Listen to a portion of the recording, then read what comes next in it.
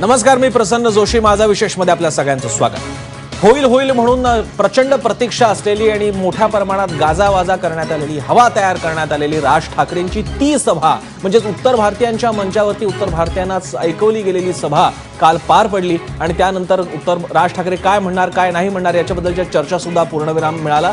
इतकंच नाही तर उलट राज ठाकरेंनी आपली भूमिका कायम ठेवत उलट उत्तर भारतीयांची शाळा घेतली असं चित्र मात्र समोर गेलेलं आहे. आणि याच अनुषंगाने आज माझा विशेषमध्ये आपण चर्चा करणार आहोत की या शाळा घेण्याचे पडसाद परिणाम काय होणार आहेत, राज ठाकरेंच्या नेतृत्वाला त्याचे कसे फायदे होणार आहेत, उत्तर भारतीय मनसेच्या बाबतीत आणि राज ठाकरेंच्या बाबतीत विचार करणं बदलतील का, उत्तर भारतीय मराठी अस्मितेचा स्वीकार करतील का, याचे काही मुद्दे आहेत ज्यांना घेऊन आपण पुढे जाणार आहोत. त्यातले काही मुद्दे आपण आता पाहतोय, तुम्ही स्क्रीनवरती पाहू शकता. राज यांच्या सभेनं उत्तर भारतीयांना मराठी माणसाची वेदना कळली असेल का, की हा मराठी माणूस त्यांचा एखादा नेता इतका आपल्यावरती का भडकतो. राज यांच्याबाबतचे उत्तर भारतीयांचे समज या सभेनं बदलले असतील का, तोही आपला प्रश्न असेल. उत्तर भारतीयांविरोधातली मनसेची भूमिका मवाळ होईल का, एक नातेसंबंध, एक बंध, एक पूल बांधण्याची प्रक्रिया सुरू होईल का, उत्तर भारतीय राज ठाकरेंकडे नेता म्हणून पाहायला बघू शकतील का, महाराष्ट्राचं होण्यासाठी, मुंबईचं होण्यासाठी त्यांना एक राज ठाकरेंच्या निमित्तानं वेगळा नेता, एक नेतृत्व, एक वेगळी काही राजकीय स्पेस तयार होते का, या बाबतीत आपण बोलणार आहोत. मात्र त्या बाबतीत बोलण्यासाठी आपल्यासोबत मान्यवर सुद्धा आहेत. माझ्यासोबत असणार आहेत मनसेचे नेते संदीप देशपांडे. मी मागच्या वेळी संदीप भैया म्हटल्यानंतर त्यांच्या फॉलोअर्सनी प्रचंड प्रमाणात टीका केली, त्यामुळे मी आता त्यांना नीट संदीप देशपांडेच म्हणणार आहे. याशिवाय अभय देशपांडे आहेत, राजकीय विश्लेषक, त्यांचं स्वागत. माझ्या उजव्या हाताला आहेत विनय दुबे, उत्तर भारतीय मंच समन्वयक, त्यांनीच कार्यक्रम आयोजित केला होता. त्यांच्या शेजारी बसलेले आहेत सुनील यादव, भाजपचे बीएमसीतले नेते आहेत, त्यांचे स्वागत. याशिवाय आपल्यासोबत असतील रवी राजा, बाहेरून असणार आहेत मुंबईतून, काँग्रेस गटनेते बीएमसीचे. सगळ्यांचं स्वागत. या सगळ्यांकडे चर्चा घेऊन जाण्यापूर्वी कालच्या सभेमधली ती महत्वाची विधानं, वक्तव्य, राज ठाकरे काय म्हणाले, प्रतिपादन काय केलं, ते या पहिल्या त्यांच्या प्रतिक्रियांमधून पाहूयात. जब ममता बनर्जी जब रेलवे मंत्री बनी, उनके पास भी हमारा लेटर गया और पहली दफा ममता बनर्जी जो रेलवे मंत्री थी, उन्होंने ये आदेश निकाला कि जिस राज्य में नौकरियां हैं उस राज्य के लोगों को वहां पे नौकरी मिलनी चाहिए और अगर वहां पे जो एग्जाम्स होते हैं वो भी उस राज्य के राजभाषा की तरह होनी चाहिए, उसी लैंग्वेज में होनी चाहिए. अब मुझे एक बात बताइए कि यही बात मैंने लेटर में लिखी थी, अगर एक पत्र से समझ में नहीं आता तो संघर्ष तो होगा ही, वो तो अटल है, उसका कुछ नहीं हो सकता.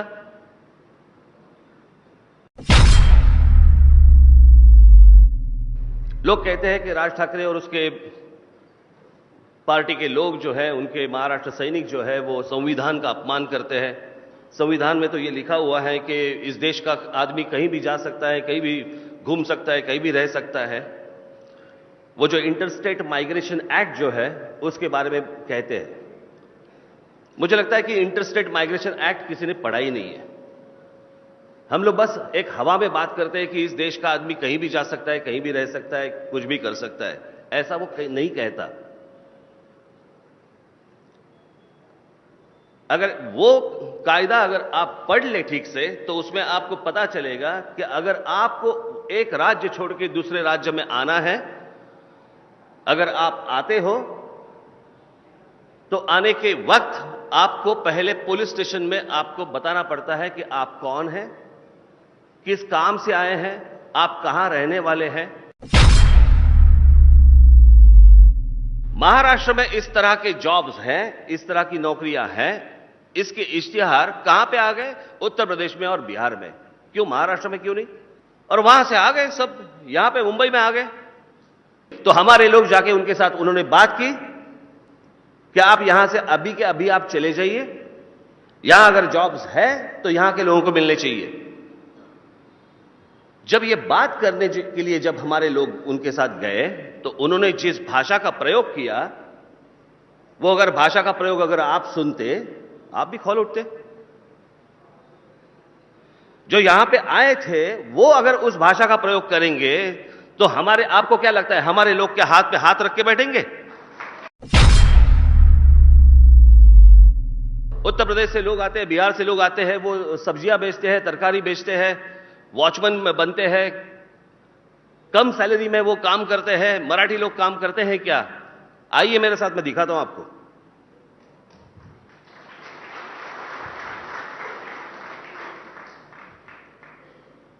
महाराष्ट्र के हर जगह पे जाएंगे तो मराठी लोग जो है वो लीगली बैठे हैं, तरकारी बेच रहे हैं। मंडी में जाइए कभी मार्केट में, आपको मराठी लोग ही मिलेंगे। बहुत जगहों पे हमारी मराठी औरतें बैठी रहती है। ये जो फेरी वाला का जब आंदोलन जब हुआ, उसके बाद बहुत सारे ऐसे मराठी लोग भी मेरे पास आए, लेकिन जहां पे लीगल नहीं था वो मेरे पास आए कि हमें बैठने दीजिए। मैं बोला जहां पे लीगल नहीं है वहां पे कोई नहीं बैठ सकता।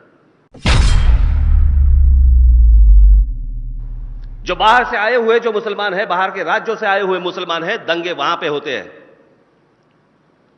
मुझे याद है एक बार आजाद मैदान पे एक मोर्चा निकाला गया था। कौन होते थे? रजा कदमी, वो उनका एक मोर्चा निकाला हुआ था।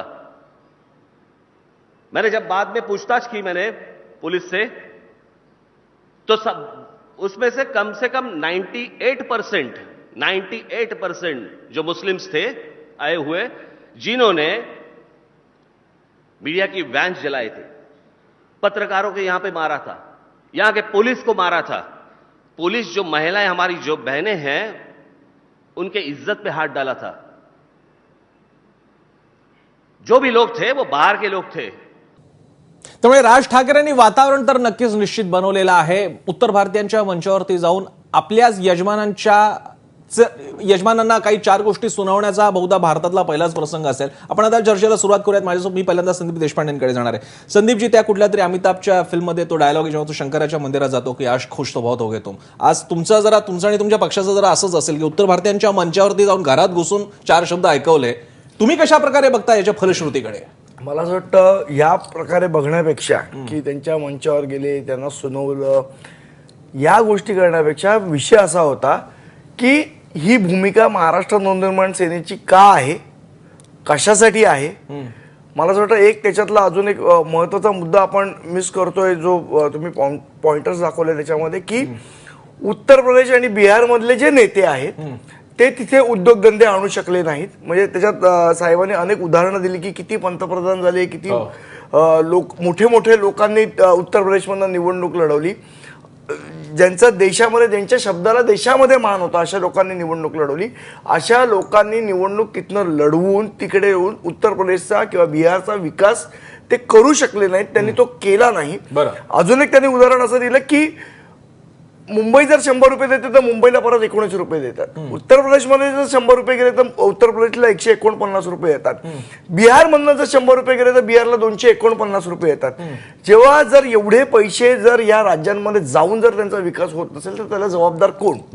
त्यामुळे त्यांनी जो महत्त्वाचा विषय याच्यामध्ये जो सांगायचा होता आणि हिंदीत भाषण याच्यासाठी केलं की उत्तर प्रदेश, मला वाटतं बऱ्याचशा उत्तर प्रदेशमधल्या चॅनलनी, बिहारमधल्या चॅनलनी लाईव्ह केलं की तुमच्या राज्यातले जे नेते आहेत त्यांनी तो विकास केला नाही, त्यामुळे ह्या सगळ्या प्रसंगाला आज पूर्ण नुसतं महाराष्ट्र नाही, गुजरात असेल, कर्नाटक असेल, सगळीकडेच ही परिस्थिती आहे, हे तोंड द्यावं लागतंय।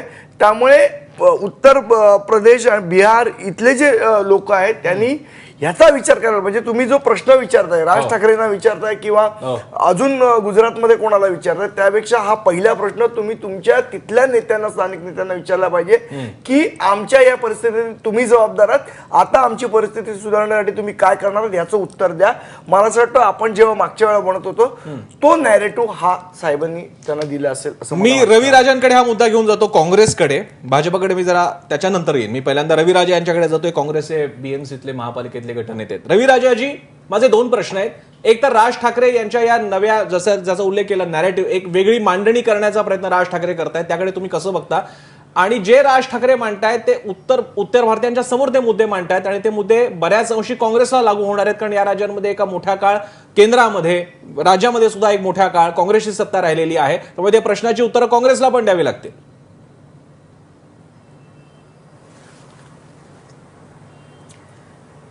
असं आहे, जे कार्यक्रममध्ये राजसाहेब गेले होते ते उत्तर भारतीय मंचाचे कार्यक्रम होते। कधीही राजसाहेबने उत्तर भारतीयाला सोबत घेतले नाही आणि फक्त आपण त्याचे इतिहास बघा. इतिहासमध्ये असा आहे, उत्तर भारतीयाला मुंबईमध्ये मारण्याचे काम, त्याने धोकं फोडण्याचे काम असा केलेला आहे. पण अहो तरी सुद्धा आणि उत्तर आता भारतीय बोलवत आहेत त्यांना मंचावरती. पंचायत रवी राजाजी जे तरी सुद्धा उत्तर उत्तर भारतीय भारतीय बोलवत पंचायत आहेत. नाही नाही बोलवतात. त्याचे कारण असं आहे, मला असं माहीत पडलं आहे, आता मुंबईमध्ये महाराष्ट्रामध्ये मनसेचे मराठी माणसेचे जे राजकारण ते संपलेले आहे. आता कुठे ना कुठे ते आता 6 महिन्यामध्ये निवडणूक येणार आहे. बरं. लोकसभा आणि महाराष्ट्र निवडणूक येणार आहे. हो. मतासाठी आता कुठे ना कुठे त्याला उत्तर भारतीयाला जवळ करायच्या, उत्तर भारतीयाचे सोबत राहून जवळ करायचा एक प्रयत्न मनसेचे नेतेचे माध्यमातून चाललेला आहे. हे फक्त राजकारणासाठी, मतासाठी. बरं. आता मनसेकडे मराठी माणसं आहे नाही. बरं. आपल्याला माहित आहे महानगरपालिकामध्ये फक्त आपण हा एक प्रश्न नगरसेवक घेऊया. आहे. मी संदीप देशपांडेंना विचारतो, आणि पण तुमचा बेसिक मुद्दा मला असेंब्लीमध्ये कळला. एक- मी भाजपकडे एकच जातो. नगरसेवक नाही. भाजपचे सुनील यादव आपल्याकडे आहेत. भाजप सुनील यादवजी, तुम्ही 2 प्रकारे याच्याकडे बघता. एक तर काँग्रेसची भूमिका आहे, पण तोच प्रश्न तुम्हालाही लागू होतो, कारण आता तुम्हाला नॅशनल लेवलला तुमचा पक्ष रिप्रेझेंट केला जातो. उत्तर भारतीयांच्या बाबतीत हा जो काही संवाद मनसे साधते, याकडे भाजप कसं बघतंय? आणि जर का मनसेला आज मंचावरती बोलवलेलं आहे, तर मंचावरनं राज ठाकरे मनात सुद्धा जाऊ शकतील का उत्तर भारतीयांच्या? नाही, मला असं वाटतं की पहिले तर या मंचाच्या लोकांनी का त्यांना बोलवलं हा मला प्रश्न पडला आहे पहिला. कारण राज ठाकरे जे मराठीत बोलतात तेच हिंदीमध्ये त्यांनी काल सांगितलं, म्हणजे फक्त ट्रान्सलेशन झालेलं आहे. आणि दुसरी गोष्ट म्हणजे अनेक वर्ष मी पाहतोय की मनसेची जी भूमिका आहे, उत्तर भारतीय त्याच्या पलीकडे काय मला दिसत नाही.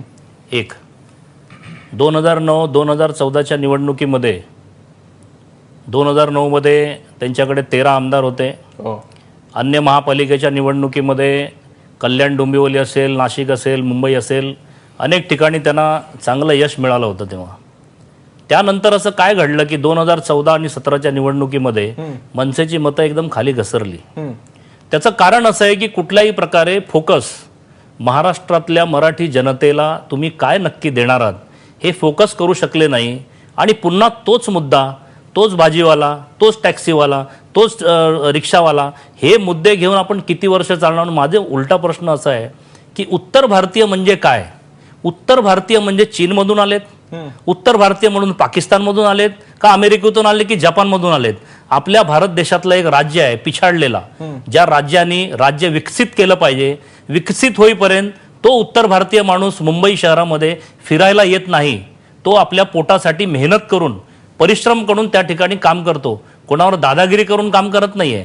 त्यामुळे मला वाटतं कन्याकुमारी ते काश्मीरमध्ये कुठलाही माणूस कुठेही जाऊन आपल्या पोटासाठी काम करण्यात काही गैर नाहीये. म्हणजे भाजप या बाबतीत जी काँग्रेसची लाईन आहे, देशातला कोणी कुठेही जाऊ शकतो, जे संजय निरुपम सांगतात, तीच लाईन भाजपची सुद्धा आहे. नाही, काँग्रेसच्या लाईनशी आमचा काही संबंध नाही. त्यांनी 17-70 वर्षामध्ये जर विकास केला असता तर आज इतर राज्यामध्ये लोक आले राज नसते. ठाकरेंनी पण मांडलाय. मी म्हणतोय ना, मग आता मोदींचं राज्य म्हणजे आहे. राज आता ठाकरेंच्या या मुद्द्याबद्दल तुम्ही सहमत आहात? काय मी जेव्हा तुम्हाला विचारतो की काँग्रेसची ही लाईन आहे की देशातला कोणी कुठेही जाऊ शकतो, तुम्ही सुद्धा तेच म्हणालात. मी जेव्हा तुम्हाला विचारलं की मग तुमच्या या बाबतीत सहमती आहे का, त्यावेळी तुम्ही आता म्हणालात की काँग्रेसने या राज्यांचा विकास केला नाही म्हणून त्यांना सोडावं बरोबर लागतं. आहे, बरोबर म्हणजे आहे. या बाबतीत तुम्ही आणि हो, राज राज्य ठाकरे विकसित एकाच झालं भाषेत पाहिजे. बोलताय. राज्य विकसित झालं पाहिजे. मी इथे एक ब्रेक येतो. ब्रेकच्या नंतर मी जाणार आहे दुबेंकडे. दुबेंना विचारूया, ते आयोजक आहेत, त्यांना काय वाटतंय, काय फळ मिळालं या सभेतून आणि उत्तर भारतीयांच्या मनातले प्रश्नांची उत्तरं दिलीत का राज ठाकरेंनी, आणि त्याचं विश्लेषण करण्यासाठी आपण अभय देशपांडेंकडे सुद्धा जाऊयात. पण ब्रेक नंतर पाहत राहा एबीपी माझा.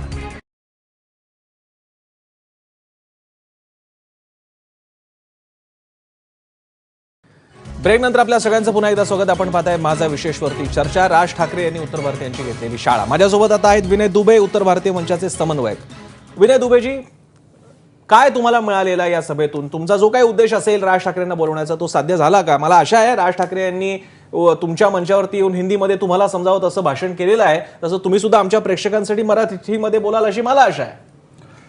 सर नक्कीच माझी मराठी चांगली आणि मला त्याचा अभिमान आहे. पण आता एक रिक्वेस्ट होता माझ्याकडून की आपण या चॅनलवर दुसऱ्या नेत्यांना हिंदीमध्ये बोलण्याचा अलाव करतो, तर मला एक रिक्वेस्ट होता की मला हिंदीमध्ये बोलायचा एक ऑप्शन द्या.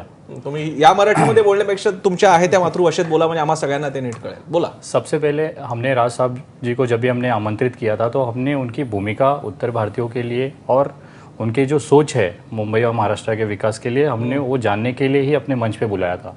सबसे पहला हमारा मेन उद्देश्य था. राज साहब जब कल आए वहाँ पे उन्होंने हिंदी में अपना पूरा भाषण दिया. आपने भी अभी जो इसमें दिखाया उनमें भी कहीं पे भी ये चीज मराठी या तुम्ही उत्तर राज भारतीय ठाकरेंकडनं किमान एवढं तरी शिकणार का, जो माणूस तुम्हाला लक्षात यावं म्हणून, जो माणूस ज्याची ती मातृभाषा नाही आणि ज्याची ती रोचक संवादाची पण भाषा नाही, तो त्या भाषेमध्ये अस्खलित बोलतो. आएगा जाएगा टाईपच्या मराठी हिंदीमध्ये नाही बोलले, ते चांगल्या हिंदीत बोलले. पण तुम्हाला इकडे काही अनेक वर्ष घालून सुद्धा इतकं चांगलं मराठी बोलता येत नाही. किमान हा एक दोष स्वीकाराल की नाही उत्तर भारतीयांच्या वतीने, महाराष्ट्राची तुम्ही माफी मागाल का की आम्ही तुमच्या इकडे राहून तुमच्या इकडे आम्ही आमचं आयुष्य घालून सुद्धा आम्हाला मिनिमम कम्युनिकेशन मराठी येत नाही, संवाद साधायची मराठी येत नाही. सर असं नाही की मराठी येत नाही. आमचे जे सराउंडिंग असते ते 24/7 हिंदी राज ठाकरेंच्या बाजूला कोण बसलेले? शर्मा आणि वर्मा बसले त्यांच्या बाजूला.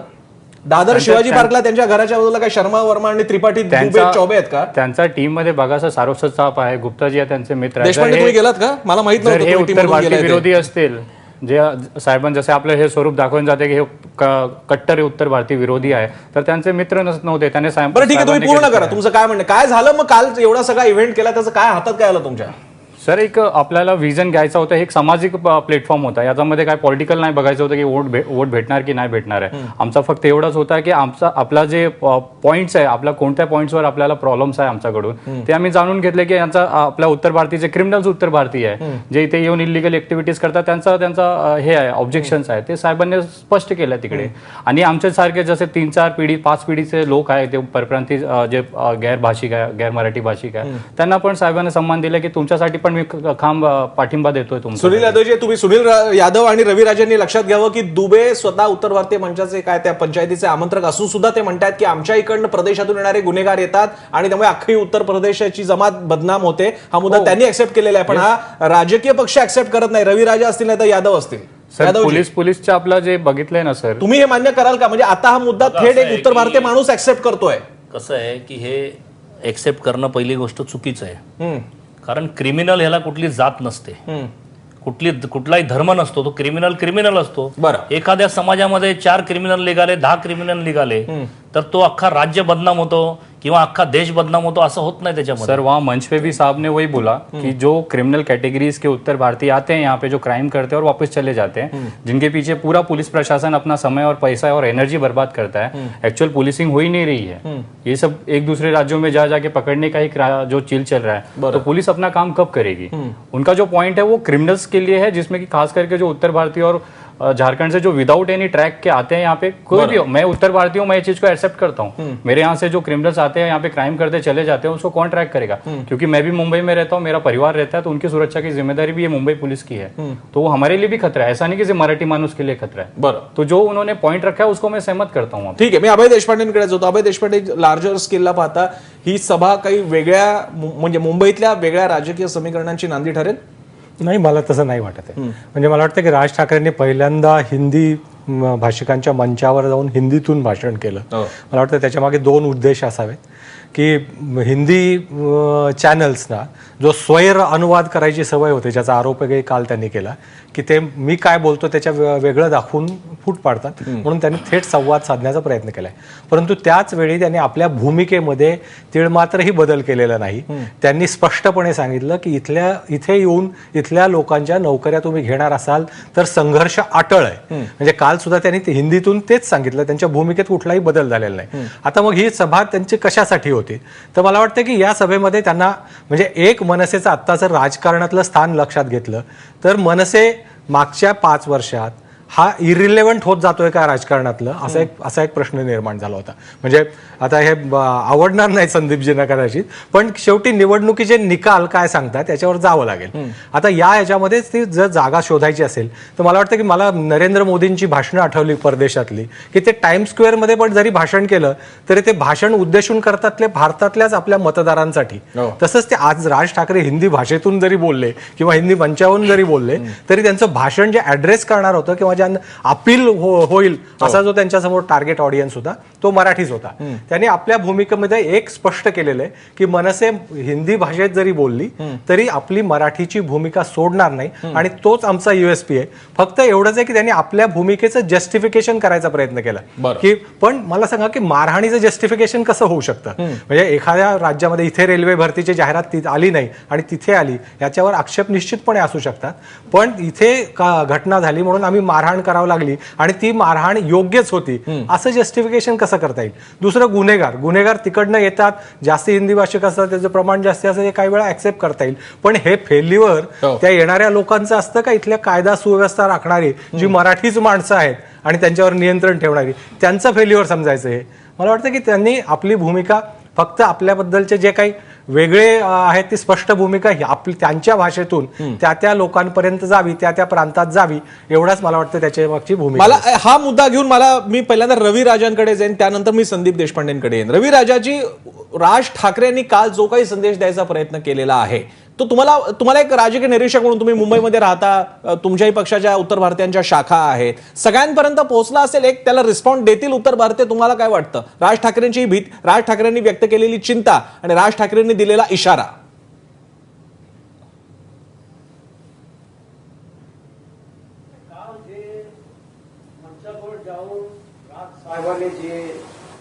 उत्तर भारतीयाचे जे शाला घेतलेला आहे ते शालामध्ये उत्तर भारतीयाला खडा त्याने सुनावलेला आहे आणि त्याला सांगितलं आहे की तुम्ही मुंबईमध्ये राहायचं आहे, महाराष्ट्रामध्ये राहायचं आहे, तो आमचे सोबत आणि बरोबर राहायला पाहिजे. मला एक आश्चर्याची बाब आहे की उत्तर भारतीय संघाचे जे विनय दुबे सांगतात ते क्रिमिनल तिकडून येतात ते बरोबर नाही, चुकीचे आहे. क्रिमिनल जे आहे त्याचे भाषा आणि त्याचे जात कुठे आहे? मुंबईमध्ये सगळे भाषेचे लोक आहे ना, ते क्रिमिनल आहे काय? आणि असं सांगायचं फक्त उत्तर भारतीय क्रिमिनल आहे ते बरोबर नाही.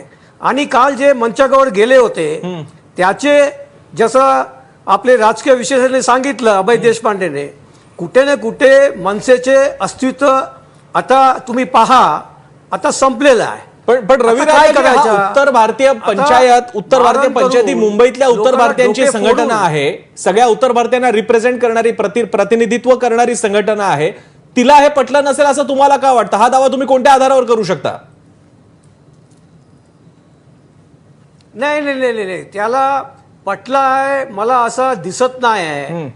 त्या लोकांनी घाबरून, तुम्हाला माहित आहे आज उत्तर भारतीय जे आहे मनसेला घाबरतात आणि जे लोक इकडे येऊन धंदा करतात, भाजी विकतात, छोटे छोटे उद्योग करतात, कुठे ना कुठे ते मारण करून धमकवतात. बरं, असा एक जे वातावरण निर्माण केलेलं आहे मनसेचे नेत्याने, तर त्यासाठी मला असं दिसत आहे कुठे ना कुठे आपले जे विनय दुबे जे उत्तर भारतीय संघाचे पंचायतचे जे पदाधिकारी आहे कुठे ना कुठे त्याला बोलून यासाठी बोललेलं आहे ते उत्तर प्रदेशचे लोक इकडे सुरक्षित राहायला पाहिजे आणि इकडे असं काही होणार नाही. आणि आता फक्त असं आहे की राजकारण आणि मताचे राजकारण. बरं, आपल्याला सांगू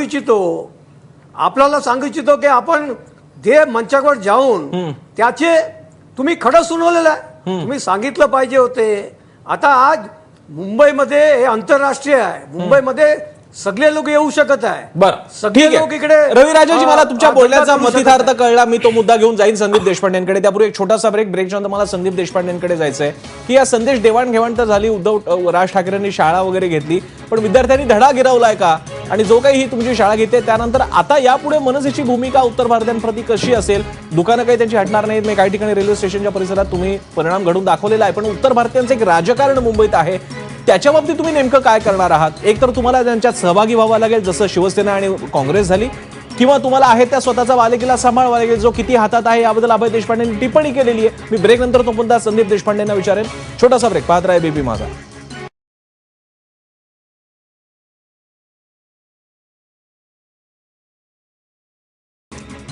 राज ठाकरेंनी काल उत्तर भारतीयांची शाळा घेतली, त्याबद्दल आपण बोलतोय, त्याबद्दल आपली चर्चा सुरू आहे. या बाबतीत संदीप देशपांडेंकडे जाण्यापूर्वी या सभेनंतर उत्तर भारतीयांचं या सभेबद्दल, राज ठाकरेंबद्दल काय म्हणणं आहे, काय मत झालं, आपण आधी ते ऐकून घेऊया. राज साहब को पहली बार जो है हिंदी में भाषण देते हुए, इससे जो हमारे जो क्वेश्चन थे जो इनडायरेक्टली डायरेक्टली उनके पास पहुंचा, उसका डायरेक्ट हमें उत्तर ये मिला कि हम आपके साथ हैं। हम जिस राज्य में आए हैं, जिस धरती पे हैं, उसी देश की, उसी राज्य की भाषा को मानना चाहिए। हे राज ठाकरे ने, माननीय मनसे प्रमुख राज ठाकरे साहेब ने एकदम चांगल्या गोष्टी सांगलेलं आहे की आपलं आम्हाला विचारायच्यापेक्षा तुम्ही तुमच्या राजनेत्याला विचारा, हे बेस्ट आहे। समाधान है उनके बात से कुछ सहमत है, और लेकिन हमें आज के ये संभाषण से ये पता चला कि राज ठाकरे का सीधा विरोध उत्तर भारतीयों से नहीं है, बल्कि जो क्राइम आके वहाँ पे करते हैं तो वो उनको मान्य नहीं है। बहुत अच्छी बात है, बाहर से आके आप यहाँ पे भूमिपुत्र क्राइम करेंगे तो किसी को मान्य नहीं है। संदीप, आपण या प्रतिक्रिया सगळ्या निवडक ऐकल्या, त्यातला एक तर अगदी इन्स्टंट फरक बघायला मिळाला, म्हणजे एक प्रतिक्रिया चक्क मराठीतून देण्याचा किमान त्याने प्रयत्न तरी केला। पण या गोष्टींच्या पलीकडे आता या उत्तर भारतीयांना वाटलं की ठीक आहे, म्हणजे राज ठाकरेंना आपल्याशी भांडायचं नाहीये, काही आक्षेप आहेत ते आपल्या राज्यकर्त्यांबद्दल आहेत आणि क्रिमिनल्स बद्दल आहेत, त्यांना अजून मनसेची ब्रॉडर सगळी काय भूमिका आहे, मराठीवादी राजकारण म्हणजे काय, मराठी माणसाची मुंबई आणि महाराष्ट्र हे त्यांना कितपत नीट समजलंय मला तरी या प्रतिक्रियांवरून कळलेलं नाहीये। त्यामुळे तुमचा टार्गेट ऑडियन्सला तुमचा टार्गेट मेसेज पोहोचलाय का? मला असं वाटतं जो मेसेज त्यांना द्यायचा होता आणि आता एवढ्या चांगलं हिंदीमध्ये बोलल्यावर तो समजायलाच पाहिजे। फक्त मला त्याच्या आधी रवी राजनकडे फक्त 1 मिनिटासाठी ते 2 वेळेला असं म्हणाले की मनसेची काय आता अस्तित्व उरलं नाही, त्यांच्या अस्तित्वाची लढाई वगैरे। रविराजा साहेब, अशोक चव्हाण तुमचे नेते आहेत अजून? रविराजा साहेब, अशोक चव्हाण तुमचे नेते आहेत ना, अध्यक्ष आहे ना? त्यांना फक्त इथनं निघाल्यावर एकच प्रश्न विचारायचा की ज्या पक्षाचं अस्तित्व नाही त्यांच्याकडे आपण काँग्रेस बंदच्या वेळेला भीक मागायला कशाला गेलेलो, एवढा पक्ष फक्त जाऊन विचारतो ज्या पक्षाचं अस्तित्वच नाहीये त्यांच्याकडे आपण भिका मागायला का जातो? आम्हाला सपोर्ट द्या, आम्हाला पाठिंबा द्या, तुम्ही पुकारलेला बंद मुंबई यशस्वी आम्ही केला, हे सगळ्या मीडियाने दाखवले। त्यामुळे आमचं अस्तित्व किती आहे आणि किती नाही याचं सर्टिफिकेट तुमच्याकडनं घ्यायची गरज नाही, नंबर 1। आता नंबर 2, ज्या पद्धतीने मला असं वाटतं उत्तर भारतीयांनी बोलू द्या की आता तुम्ही बोलताना मी मध्ये नाही बोललो, रविराजा तुम्ही बोलताना मी मध्ये नाही बोललो ना, तुम्हाला फक्त उत्तर दिलं, तुमच्या नाव घेतले ना माझ्या। नाही, मी येतो रविराजा तुमच्याकडे येतो, मी आधी पूर्ण ऐकून घेऊयात, मग मी तुमच्याकडे येतो। बोला। ज्या पद्धतीने उत्तर भारतीय सांगत होते किंवा त्यांना जी भूमिका बऱ्याचदा काय होतं, हे रविराजा किंवा यांचे संजय निरुपम यांच्यासारखे नेते आहेत काँग्रेसचे की ते तोडून मोडून दाखवतात एखादी गोष्ट की साहेब बोललेले वेगळे आहेत आणि सांगतायत वेगळं, अशा पद्धतीने बऱ्याचदा गोष्टी होतात। त्यांनी जी भूमिका आम्ही मराठीत सांगितली तीच भूमिका आम्ही हिंदीत सांगितली आणि त्यातले जे बसलेले लोक होते त्यांना त्यांनी विचारलं की उत्तर प्रदेशमध्ये समजा एखादा उद्योग आला आणि त्या उद्योगामध्ये जर महाराष्ट्रातनं सगळी मुलं भरली तर हेच वाक्य रविराजा बोलतील का तिथे, हेच वाक्य यांचे संजय निरुपम बोलतील का? त्यामुळे महाराष्ट्रातले उद्योग आहेत ते मराठी माणसाला मिळायला पाहिजेत। यांची रविराजांचा जो पक्ष आहे तो कर्नाटकमध्ये काय करतो, कुठली भूमिका घेतो? कर्नाटकमध्ये यांनी कर्नाटकमध्ये स्वतःच्या राज्याचा वेगळा झेंडा नेण्यापर्यंत मदत माजली, ती यांना महाराष्ट्रात काय एवढा माज आहे? भाजपबद्दल पण म्हणायचं आहे 100%। दोन्ही पक्ष एका नाण्याच्या 2 बाजू आहेत, काँग्रेस आणि भाजप काही वेगळे वेगळे नसते, एकाच नाण्याच्या 2 बाजू आहेत। आता हे म्हणतात की हा मुद्दा इतके दिवस चालवत आहेत, अरे तुम्ही मंदिर 40 वर्ष चालवताय, अजून बांधत नाहीयेत, तुम्ही आम्हाला काय सांगताय?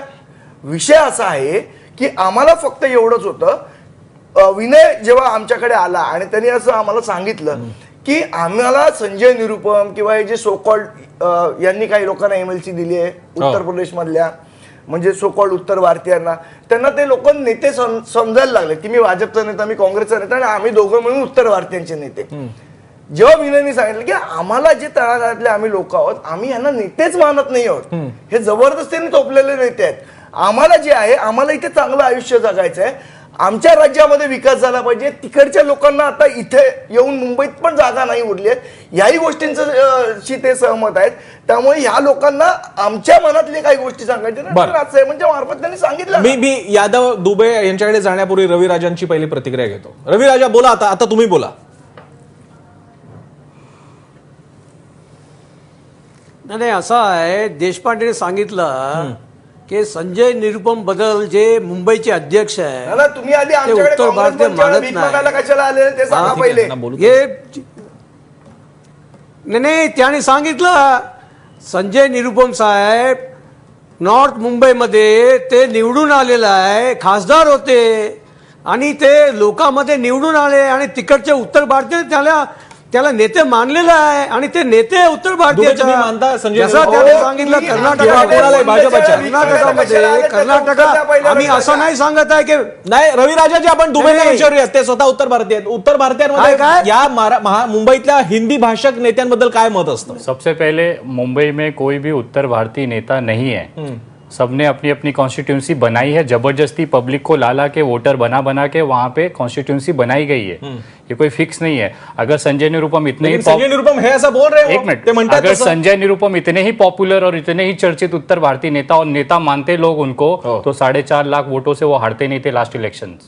भले वो पूर्व एक बार बाय चांस या चांसेस हो गया उनके नेता ऊपर, क्योंकि राज्यसभा जीते उसके क्या है? सॉरी जब संजय निरुपम साहब जीते हैं तब क्या हो गया मिस्टर दुबे साहब? दुबे जी बताइए सर, ना। मैं वही बोल रहा हूँ, ये जो कॉन्स्टिट्यूंसी तैयार की गई उसके बाद जीते लोगों ना। को समझ में आया कि भाई ये हमारे नेता नहीं है। तो अगर जीतने नेता के होते बाद तो हारने कंटिन्यू के क्यों नहीं बाद कर करते पाए? हैं। 4.5 लाख वोट कम मार्जिन नहीं होता सर। नहीं, 5-10 नेता हजार वोट नहीं से है। हारते तो समझ में आता है कि चलो नहीं, पॉपुलरिटी ऊपर नीचे हुई है। लेकिन 4.5 लाख वोट आप भी उत्तर भारतीय के नेता नहीं है। मैं नहीं हूँ सर, मैं तो बिल्कुल नहीं आप हूँ। भी मैं एक पूरे छोटा सा मुंबई के उत्तर कार्यकर्ता भारतीय के हूँ। नेता नहीं है। पहले ये चीज आपने अपने इसमें से निकाल दीजिए मला कि मैं तुम्ही नेता सांगा, हूँ। ऐका तुम्ही तो मला आप सांगा, हे मत दुबेजी, बोलिए. मला आधी तुम्ही सांगा, मी यादव येतो तुमच्याकडे. मला आधी एक सांगा, मग काय तुमचा समजा संजय निरुपम नाहीत, मग उत्तर भारतीयांसाठीचा नेता किंवा राजकीय पक्ष मुंबईत आहे तरी कोण? सर, इस समय मुंबई के लिए उत्तर भारतीयों की तरफ से कोई नहीं सोच रहा है। उसका मेरे पास स्ट्रॉन्ग रीजन है। कांग्रेस बोलती है कि हम उनके उत्तर भारतीय, जैसे सो कॉल्ड संजय निरुपम जी उत्तर भारतीय नेता हैं। गुजरात में जब भी अभी रिसेंटली अल्पेश ठाकुर ने उत्तर भारतीयों को पलायन करने पे मजबूर किया, वो कांग्रेस के नेता थे। उसके बाद भी इनका एक भी स्टेटमेंट नहीं आया। और आया भी तो क्या आया मुंबई में उस समय कि हम मुंबई बंद कर दे, मतलब अगर उत्तर भारतीय काम ना करे तो मुंबई बंद हो जाएगा। इसका क्या रीजन होता है? दूसरा, जब भी मनसे का स्थापना हुआ उस समय कांग्रेस की गवर्नमेंट थी। अगर Congress law end order maintain करती तो इतना जो तांडव रास्ते पे हुआ ना वो नहीं होता था। आप लोगों ने मूक दर्शन बन के मुंह बंद करके बैठे कि मराठी वोट बैंक को डिस्ट्रीब्यूट करना है, अपने को शिवसेना और मनसे में डिवाइड करना है। वो आपकी तरफ से हम लोग, मैं उस समय कम मग एज आता का उत्तर था। भारतीयांची वोट बँक कोणाच्या बाजूने असेल? सर, वोट कभी भी उत्तर भारतीय का वोट बैंक एक तरफ नहीं रहा है। कभी जिस समय हमें लगा कांग्रेस और एनसीपी की सरकार में हमें अच्छा मिला, हमने किया। बीजेपी ने भी वैसा ही मी है। इथे ब्रेक घेणार आहे. ब्रेकच्या नंतर आता ह्या वोट बँकेच्या अनुषंगाने आणि मुंबईतल्या राजकारणाच्या बाबतीत आपण बोलतोय. दुबेंचं म्हणणं समजा आपण फेस व्हॅल्यूवरती ऍक्सेप्ट करू की उत्तर भारतीयांची तशी काही वोट बँक नाही आणि एक असा कुठला नेता किंवा एक पक्ष नाही जे काही प्रमाणात खरं आहे की उत्तर भारतीय फक्तच काँग्रेसचे नाही किंवा फक्त भाजपचे नाही आहेत. ते दोलायमान अवस्थेत असतात. त्यांची राजकारण उत्तर भारतातल्या राजकारणावरती मुंबईचं राजकारण सुद्धा अनेकदा अवलंबून असतं. हे मुद्दे घेऊन आपण जाणार आहोत आणि यामधली मनसे यामध्ये नेमका काय रोल खेळते, कुठली भूमिका बजावते ते आपण बोलूयात. यादवांची प्रतिक्रिया मला घ्यायची माझ्या लक्षात आहे. त्यापूर्वी छोटासा ब्रेक. पाहत राहा एबीपी माझा.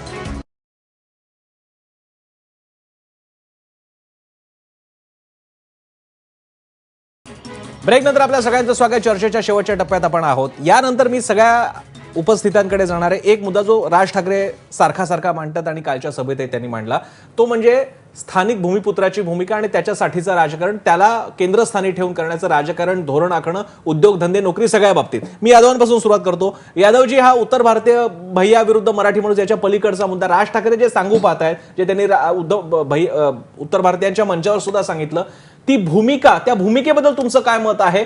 तो अन्याय होतच नाही असं तुमचं म्हणणं आहे का? मुंबईतल्या नोकऱ्यांमध्ये, महाराष्ट्रातल्या नोकऱ्यांमध्ये जो काही वाढता टक्का, हा जो काही मनसेची भूमिका आहे ती नाहीच आहे असं तुमचं म्हणणं आहे? आणि या बाबतीत तुम्ही भूमिका काय घेणार आहात? माझं म्हणणं एवढंच आहे की जातीमध्ये तेढ निर्माण करून समाज निर्माण होऊ शकत नाही आणि समाज निर्माण झाला तर देशही घडू शकतो. ती जाती तेढ असेल तर यांना मराठी माणसांची यांना जे काही म्हणून मी सांगतोय ना, रिस्पॉन्स काय मिळाला? नाही, म्हणून मी सांगतो. मग शिवसेना का टिकली इतकी वर्ष मुंबई? नाही, असं आहे की शिवसेने पण आपली भूमिका बदलली ना. आदरणीय बाळासाहेबांनी हिंदुत्व घेतला आणि हिंदुत्व घेतल्यानंतर पूर्ण समाज त्यांच्या मागे उभा राहिला त्यांच्या नेतृत्वाला बघून. मला एवढंच सांगायचं आहे की जसं विनयजींनी सांगितलं की मुंबई शहरामध्ये उत्तर भारतीय नेता नाही, माझं त्याच्यावर स्पष्ट मत आहे की उत्तर भारतीय नेता बनवण्यासाठी मुंबई नाही, मुंबईमध्ये जे उत्तर भारतीय लोक राहतात, ज्यांना उत्तर भारतीय आपण म्हणतो, त्यांनी मुंबईमध्ये लोकमान्य टिळक, सावरकर, छत्रपती शिवाजी महाराज ह्यांचा पूर्ण इतिहास जाणून त्या मराठी माणसाची जी अस्मिता आहे, मराठी संस्कृती आहे, त्या मराठी संस्कृतीमध्ये दुधामध्ये साखरासारखं काम करण्याचा प्रयत्न करावा, जेणेकरून माझ्यासारखा एक कार्यकर्ता, मी भाजपमध्ये, मी संघाचा स्वयंसेवक आहे, मी बोलताना तुम्हाला कळतंय की मी कुठल्या जातीचा माणूस आहे. मी माझ्या मतदारसंघामध्ये 60% मराठी कोकणी असून सुद्धा मी निवडून येतो त्या ठिकाणी. माझ्या आधी माझी पत्नी निवडून आली. मी अंधेरी पूर्व विधानसभेमध्ये निवडणूक लढवली. बहुल क्षेत्र मराठी असून सुद्धा मी फक्त 4000 मताने पडलो. मला कोणीच विचारत नाही तू कुठल्या जातीचा आहे. त्यामुळे आपण काम करत असताना तुम्ही मान्य करता, तुम्ही तुमचे शब्द सांगायचे झाले तर तुम्ही मान्य करता की म्हणजे मनसेची पण तीच मांडणी आहे, तुम्ही इथले व्हा, तुम्ही इथल्या राज्यकर्त्यांना इथल्या इतिहासाला स्वीकारावं, हेच तुम्ही पण मांडता. 100% मी रविराजांना विचारतो, रविराजाजी मगाच्या 2 मुद्द्याबद्दल मला आता दिसतंय यादवांनी वेगळ्या प्रकारे सहमती दर्शवलेली आहे. त्यातला एक महत्वाचा मुद्दा जो त्यांनी म्हणला की ते स्वतः इथले झाले आणि इथून ते नेते होत आहेत. त्यांनी एक महत्वाचा मुद्दा मांडलेला आहे, उत्तर भारतातून इथे राजकारणी तयार होणार नाहीत, इथल्या माणसांनी इथलं होऊन इथले राजकारणी बनलं पाहिजे. या बाबतीत काँग्रेसची काय भूमिका असेल?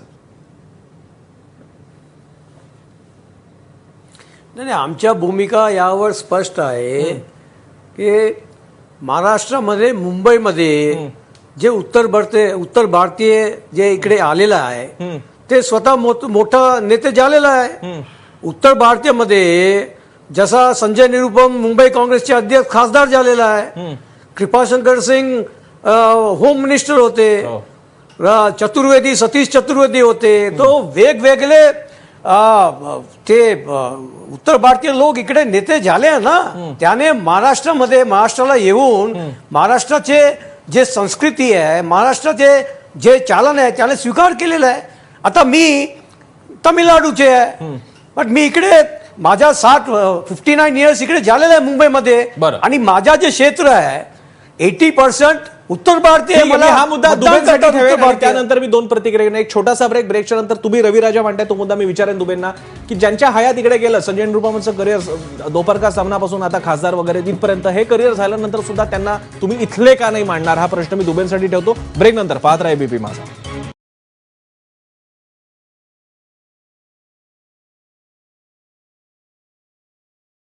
ब्रेक नंतर आपल्या सगळ्यांचं स्वागत. आपण चर्चेच्या आता शेवटच्या टप्प्यात आहोत. मी शेवटच्या 3 प्रतिक्रिया घेणार आहे. मी दुबेपासून सुरुवात करेन, त्यानंतर मनसेचे संदीप देशपांडे आणि मग अभय देशपांडे यांकडे. दुबेजी, आता हे सगळं तर कळलं की तुम्ही कोणाला मानता कोणाला नाही मानत, मग आता हे जे काही मुंबईमध्ये उत्तर भारतीय आहात, ज्यांच्या कोणी नेत्याने असं तुमचं म्हणणं आहे ते राजांचा, त्यांचे काँग्रेसचेही नाहीत आणि भाजपचेही नाहीत, मग आता उत्तर भारतीयांचा ज्यांना इथले मानलेले आहे, तुम्ही मानता की आम्ही आता इथले झालेलो आहोत, मग तुमच्या राजकारणाचा नेता कोण भविष्यातला, तुम्ही कोणाकडे बघताय? सबसे पहले सर हमारा कोई फिक्स चेहरा नहीं है, पहले भी नहीं था, अभी भी नहीं। पुढे कोण असणार तेच विचारतोय मी. जो भी हमारे समाज के लिए जो बोलते हैं कि अच्छा प्लेटफॉर्म देते, जो महाराष्ट्र के हिसाब से सूट करता है, हम उनको मानते हैं और उसके आगे चलेंगे. वो हर एरिया में अलग अलग हो सकता है, एक फिक्स कभी भी नहीं होगा, ना होगा मुंबई में, ये स्पष्ट है सर. संदीप, मग या न्यायाने पाहता जर का आता एका अर्थानं तुमच्या कालच्या सभेने हेही दाखवलं की राज ठाकरेंचा काही सेक्शन बद्दलचा विरोध आहे आणि तो काही मुद्द्यांवरती आहे. इथे जे नीट काय तुम्ही म्हणता तसं इथले झाले, लायसन्स वगैरे घेऊन काम करतायत, नीट राहतात वगैरे, त्यांच्याबद्दलचा आक्षेप नाही असं किमान इम्प्रेशन तरी आहे. मग मनसे आता अधिकृतरित्या मराठी माणसाचा आहे मराठीपणा आता वाढवण्याच्या दृष्टीने प्रयत्न करते. जो महाराष्ट्रातला तो मराठी, त्याची भाषा मराठी असेलच असं नाही, असं काही नवीन भूमिका सुरू झाली आता? नाही, मला असं वाटतं राजसाहेबांनी त्यांची भूमिका जेव्हा 2 मेला सभा घेतलेली शिवाजी पार्कला, जी 2008चं रेल्वेचं आंदोलन झालं त्याच्यानंतरची जी सभा होती, त्यावेळेला त्यांनी ही भूमिका स्पष्ट केलेली आहे आणि कालही त्यांनी त्यांच्या भाषणामध्ये ही भूमिका स्पष्ट केलेली आहे. त्यांनी हेही म्हटलेलं आहे की जे पहिला प्रिफरन्स महाराष्ट्रातल्या नोकरी असतील, उद्योग असतील, धंदे असतील किंवा महाराष्ट्राच्या कुठल्याही गोष्टीचा, कारण पहिला प्रेफरन्स हा मराठी. मला असं सांगा, बाळासाहेबांनी एकदा मुसलमान समाजाबद्दल भाषा केली होती की तुम्ही फक्त जय महाराष्ट्र म्हणा, आमच्यासाठी तेवढं पुरेसं आहे. तसं आता राज ठाकरे असं म्हणणार आहेत का की उत्तर भारतीयांनी जय महाराष्ट्र म्हणा, बाकीचं माझ्यासाठी पुरेसं आहे? नाही, असं काय असणार आहे का तुमचं? पहिला प्रेफरन्स हा महाराष्ट्रातल्या मराठी माणसांनाच असेल, बरं, जे वर्षानुवर्ष इथे राहत आहेत, त्यांनी काल डोमिसाईलचा पण मुद्दा सांगितलेला आहे त्याच्यामध्ये. त्यामुळे ती भूमिका जी आमची पहिली होती तीच काल काही कुठली तरी भूमिकेत बदल झाला अशातला काही भाग नाही. फक्त मला असं वाटतं बदल काय झाला असेल तर त्यांनी जी भूमिका हिंदीतनं मांडली त्याच्यामुळे ती बऱ्याचशा ज्या लोक आहेत त्यांना ती भूमिका कळली आणि त्यांना राज ठाकरे साहेबांबद्दल जे अपप्रचार होते ते त्यांचे दूर झाले असतील, गैरसमज दूर झाले असतील. आणि आता आपण प्रश्न ज्या माणसाला विचारत होतो की तू असा का वागतोस, त्या राजसाहेबांना विचारायच्या ऐवजी ते योग्य त्या माणसांना प्रश्न विचारतील एवढं निश्चित. संदीपजी, शेवट तुमच्यावरती करतोय. हे आता म्हणतात की बाबा आम्हाला फक्त भूमिका पोचवायची होती, आम्ही काही आमचा स्टान्स बदललेला नाहीये. पण मग आता उत्तर भारतीयांच्या मनात हे सगळं ऐकल्यानंतर काही एक प्रतिक्रिया असणार, काही तरंग उमटले असणार. मग त्यांचं राजकारण काय मुंबईतलं मराठी झालेल्या उत्तर भारतीयांचं राजकारण? निश्चितपणे त्या म्हणजे मराठी झाले म्हणजे मुंबईत अनेक वर्षापासून राहत आहेत, त्यांना सुद्धा हे डिव्हिजन करणं आवडत नाही. कारण ज्या पद्धतीने संजय निरुपणे यांनी मध्यंतरी विधान केलं की आम्ही मुंबईमधून उत्तर भारतीय गेले तर मुंबई बंद पडेल, तर मला वाटतं की अशा पद्धतीमुळे जे पोलरायझेशन करण्याचा प्रयत्न निवडणुका डोळ्यासमोर होऊन येतो त्या दृष्टीने त्यांनी क्लॅरिफिकेशन केलं. दुसरी गोष्ट अशी आहे की स्थानिकांना रोजगार मिळाला पाहिजे याबाबत कुठेच दुमत नाहीये. म्हणजे अमेरिकेपासून सगळ्या देशामध्ये आज नेटिव्हचं आंदोलन चालू आहे. भारतीयांना ग्रीन कार्ड मिळणं किती अवघड झालंय आपल्याला माहिती आहे. परंतु रोजगारांच्या संधी जेव्हा कमी होतात तेव्हा संघर्ष अटळ असतो. पण तो रोजगार बाहेरून येणारी लोक ज्यावेळेस घ्यायला लागतात त्यावेळेस त्यांना फक्त रोखून चालत नाही, तर तुमच्या रोजगार घेणाऱ्या लोकांचं तुम्हालाही संघटित करावं लागतं, त्यांना प्रशिक्षित करावं लागतं. मला वाटतं की शिवसेनेच्या 70च्या दशकातला आणि 80च्या दशकातला जी वाढ होती त्या स्थानिक लोकाधिकार संस्थेचं जे एक महत्व होतं की त्या काळामध्ये फार मोठ्या प्रमाणात मराठी लोकांना रोजगार मिळवून देण्यात एक पर्याय उभा करण्यात यश झालं. तशी कुठलीही व्यवस्था आज नसल्यामुळे मला वाटतं राज ठाकरेंनी तशी व्यवस्था जोपर्यंत उभी राहत नाही तोपर्यंत फक्त अडवून चालणार नाही. तर मला वाटतं की तसे त्यासाठी पर्याय निर्माण करावे लागतात. राज ठाकरेंनी किमान हा आरसा तरी दाखवलेला आहे आणि कालच्या कार्यक्रमाला उत्तर भारतातल्याही चॅनल्सनी कव्हर केलं, त्यामुळे तो त्यांच्यापर्यंतही पोहोचला असेल. त्याचे आता तरंग कसे उमटतात हे आपल्याला निवडणुकीच्या मतपेटीतून बघायला मिळतील. तोपर्यंत आपल्याला मात्र इथे थांबावं लागेल. एक महत्त्वाचा एपिसोड मुंबईच्या राजकारणात सुरू झालेल्या निमित्तानं त्याचे पुढचे भाग कसे असतील त्यासाठी थोडासा वेळ देऊयात. तुर्तास या सगळ्या मान्यवरांचे आभार. इथेच थांबूयात. पाहत राहा एबीपी माझा.